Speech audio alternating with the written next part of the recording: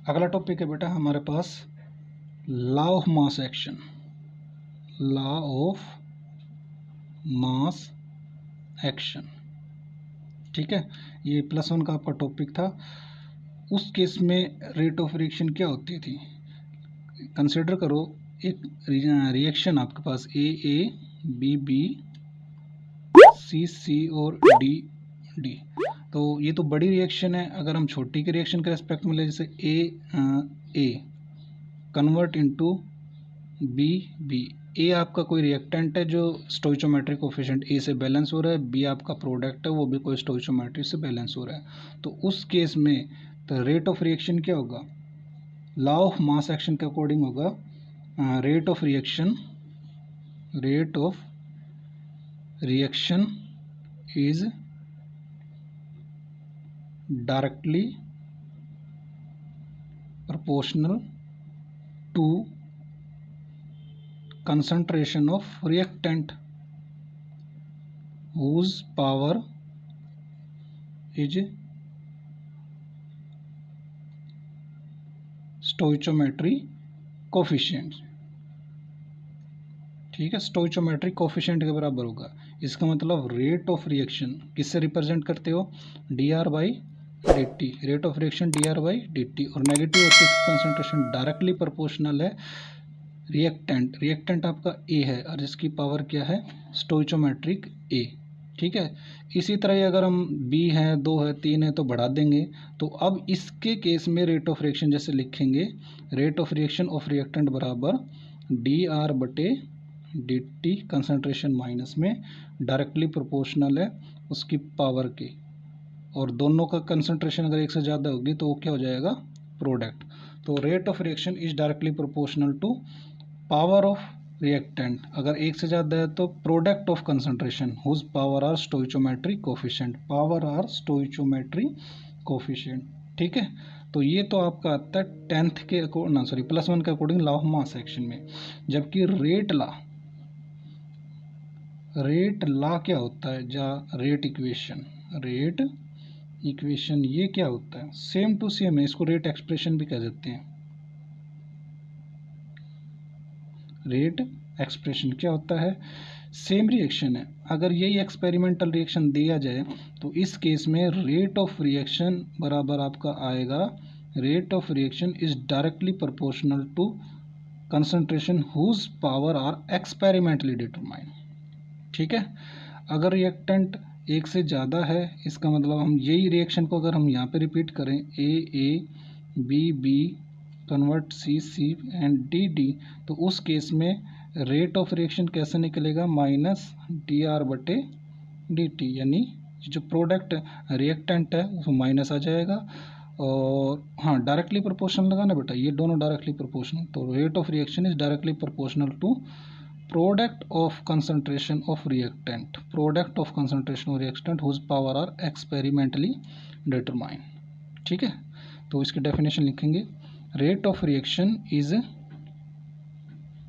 Directly proportional to product of concentration of reactant whose power are experimentally determined.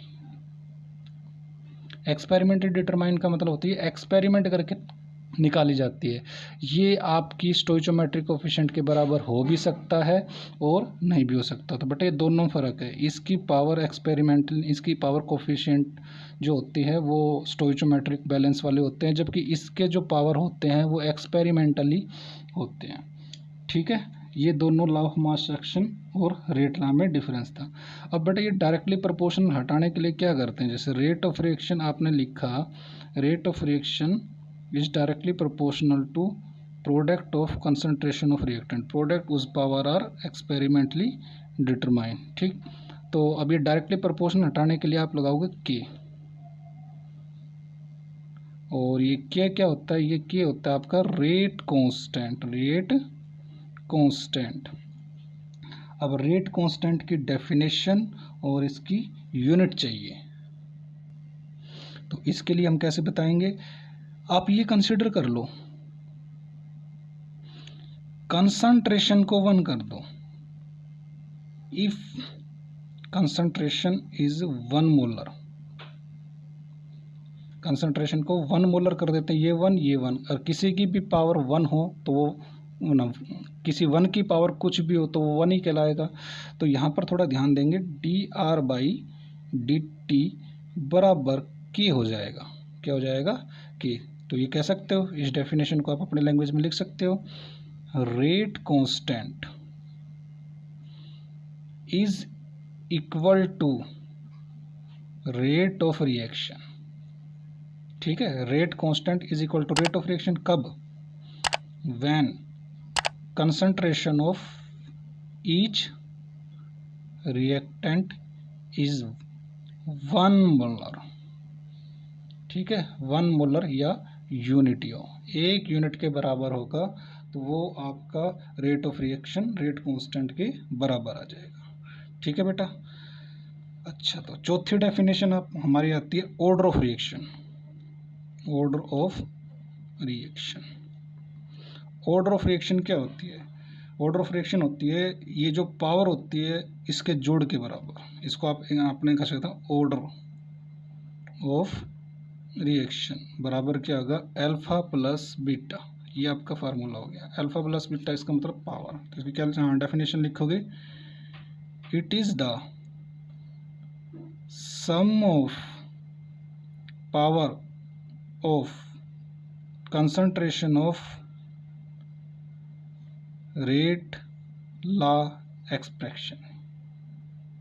ठीक है, rate law expression की जो power उसके सम के बराबर, on which rate of reaction is actually depends. ठीक है, जिस पर एक्सपेरिमेंटली डिटरमाइन करे तो वो आपका ऑर्डर ऑफ रिएक्शन कहलाएगा। अब आता है बेटा हमारे पास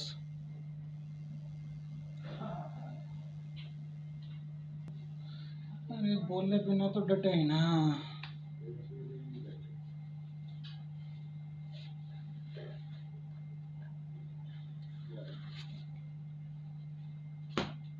ठीक है ना, यहाँ परेशान हो लिया।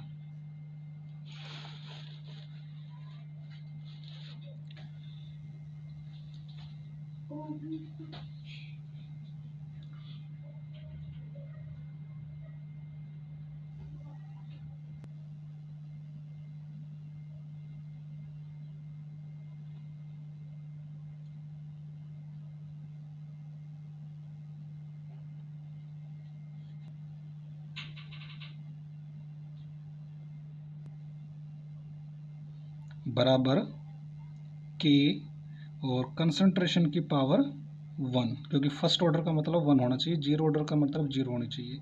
अब हमें के निकालना है तो के को एक साइड कर दीजिए, dr/dt और कंसंट्रेशन को बटे में ले आइए। ठीक है, अब dr का मतलब ये भी किस्म से कंसंट्रेशन के बराबर है, तो कंसंट्रेशन के बराबर है, कंसंट्रेशन की यूनिट आपको बताई मोल पर लीटर। ठीक है, इनटू dt की सेकंड इनटू, अब ये कंसंट्रेशन उल्टा है तो मोल नीचे आएगा, सेकंड लीटर, सॉरी लीटर ऊपर चलेगा, मोल पर लीटर होते हैं तो मोल नीचे से लीटर ऊपर, तो ये लीटर से ये लीटर कट गया, मीटर मोल से मोल कट गया, तो इसकी यूनिट आएगी सेकंड इनवर्स। तो ध्यान रहे फर्स्ट ऑर्डर की यूनिट होती है ओनली सेकंड। इसी तरह अगर आपसे कहे कि zero order, first order, second order की निकालिए, सेकंड ऑर्डर की कैसे निकलेगी? जैसे dr/dt बराबर के और r की पावर, कंसंट्रेशन का मतलब r की पावर सेकंड कर दीजिए 2, तो इसी तरह के निकालिए, कि आपका निकलेगा dr/dt बटे 1/r की पावर 2। यूनिट रखिए कंसंट्रेशन की मोल पर लीटर। ठीक है, इनटू टाइम की सेकंड, और इसकी 2 टाइम्स आ जाएगी। ऐसा है, इसको थोड़ा सिंप्लीफाई करते हैं, dr कंसंट्रेशन इसकी यूनिट होती है, इसकी भी कंसंट्रेशन होती है, तो एक r काट दीजिए, आपको आसानी रहेगी, 1/dt इंटू r। ठीक है, तो ये कट जाता है और इसका मतलब 1/सेकंड इसका आ गया और आर की यूनिट आपकी आएगी मोल पर लीटर। इसका मतलब जैसे हमारे पास ये हमने रिपीट किया था तो एक किस्म से एक पावर थी, एक ही काट दीजिए। अब क्या बचेगा, एक मोल बचेगा, नीचे लीटर ऊपर चला जाएगा, तो जो मोल है ये तो ऊपर जाएगा, मोल इनवर्स, मोल तो इनवर्स में चला जाएगा और लीटर ऊपर जाने पर ऑलरेडी पॉजिटिव मिलेगा, लीटर और सेकंड इनवर्स। ठीक है, ये हमारी सेकंड ऑर्डर की। इस तरह थर्ड ऑर्डर निकाल सकते हैं, लेकिन हमारे सिलेबस में जीरो, फर्स्ट और यही दो है टॉपिक है। ठीक है बेटा, रिपीट कर रहा हूँ, लॉ ऑफ मास एक्शन और रेट लॉ। हमारे पास टोटल कितनी डेफिनेशन हो गई है, law of mass action, rate law, rate constant और order of reaction, total 4 definition है। इन चारों को अच्छी तरह करना है। लॉ ऑफ मास एक्शन आपका rate of reaction directly proportional to concentration of reactant whose power are stoichiometric coefficient के बराबर होता है। तो कोफिशिएंट वही होना चाहिए, अगर एक से ज़्यादा है तो उनको क्या कर देंगे, ए और बी ही लिखेंगे। लेकिन रेट ला क्या होता है, वो एक्सपेरिमेंटली वैल्यू होती है, एक्सपेरिमेंट करके निकाला जाता है। सेम डेफिनेशन है, इसमें एक्सपेरिमेंटली आता है बेटा बेसिस में। Rate of reaction is directly proportional to concentration of reactant whose power are experimentally determined. ठीक है, तो अब इन कोफिशिएंट को डायरेक्टली प्रोपोर्शनल को हटाने के लिए हमने अलग से एक्सप्लेन करना पड़ेगा। डायरेक्टली प्रोपोर्शनल को हटा के लिखेंगे, के होता है आपका रेट कांस्टेंट। अब हमें इसी की पर्टिकुलर डेफिनेशन चाहिए, what is rate constant, rate constant क्या होता है, इसकी क्या यूनिट है। तो रेट कांस्टेंट निकालने के लिए आपको कंसंट्रेशन को 1 मानना पड़ेगा, 1 मोलर के बराबर है। तो 1 मोलर के बराबर निकाला तो रेट ऑफ रिएक्शन के बराबर आ गई। इसका मतलब rate of reaction is equal to rate constant. ठीक है, rate of reaction rate constant के बराबर आ जाएगी, कब, जब कंसंट्रेशन 1 हो। तो rate constant is equal to rate of reaction when concentration of reactant is 1 molar या यूनिटी। ठीक है, फिर एक अलग से डेफिनेशन आती है ऑर्डर ऑफ रिएक्शन। ये क्या होता है, ऑर्डर ऑफ रिएक्शन होता है जो आपके एक्सपेरिमेंटली कोफिशिएंट होते हैं उनके सम के बराबर होते हैं। तो it is the sum of power of concentration of rate law expression on which rate of reaction is actually depend, जिस पर डिपेंड करती है उसका मतलब रेट लॉ। ये तो एक्सपेरिमेंटल नहीं है, तो स्टोइचोमेट्रिक बैलेंस के दौरान आता है, जबकि ये आपका एक्सपेरिमेंट करके आते हैं। अब आपने रेट कांस्टेंट निकाला है तो बेटा इसकी यूनिट भी पता होना चाहिए। जीरो ऑर्डर में इसकी क्या यूनिट होती है, फर्स्ट ऑर्डर में क्या होती है, सेकंड ऑर्डर में क्या होती है, और इन्हीं के हमारे पास न्यूमेरिकल है, फर्स्ट जीरो ऑर्डर और फर्स्ट ऑर्डर के। तो जर्नल निकालने का तरीका बेटा नोट कर लो।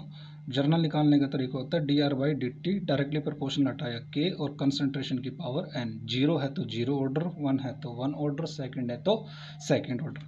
तो इसका मतलब हमने जैसे जीरो ऑर्डर की निकाली तो इसकी n की जगह क्या रख देंगे, जीरो। तो k को आप अलग लिख लीजिए, इसकी जगह आपका आ जाएगा कंसंट्रेशन। ठीक है, क्योंकि ये स्मॉल है और ये बिग है, पर लेकिन यूनिट तो सेम मानी जाएगी क्योंकि ये भी कंसंट्रेशन में रिप्रेजेंट होता है, ये भी कंसंट्रेशन में रिप्रेजेंट होता है। तो dr/dt बराबर k हो गया। तो dr का मतलब कंसंट्रेशन वर्सेस टाइम। कंसंट्रेशन खुद की यूनिट होती है क्योंकि मोलरिटी होती है, कंसंट्रेशन क्या होती है, मोलरिटी, मोल पर लीटर पर सेकेंड, तो ये इसकी यूनिट बनेगी। फर्स्ट ऑर्डर में dr/dt, इसमें कंसंट्रेशन से कंसंट्रेशन कट जाते हैं क्योंकि dr/dt के बराबर कंसंट्रेशन की पावर 1, और ये दोनों एक सेकंड है तो इस वजह से कट जाएंगे। तो के आपका क्या आएगा, 1/टाइम, यहीं से क्लियर हो गया। के आपका क्या आ गया, 1/टाइम, और टाइम की यूनिट क्या होती है, सेकंड। तो ये बेटा ऊपर जाने पर सेकंड इनवर्स, और वही हमारा कैलकुलेट करके आया है लास्ट में सेकंड इनवर्स। इसी तरह ही थर्ड ऑर्डर की भी निकाल सकते हो। ठीक है, तो इनको कर लीजिएगा, और इनके अगर असाइनमेंट चाहिए तो नीचे डिस्क्रिप्शन में लिंक मिलेगा, उस लिंक पर क्लिक करके आप ले सकते हैं, और चैनल को सब्सक्राइब करें बेटा।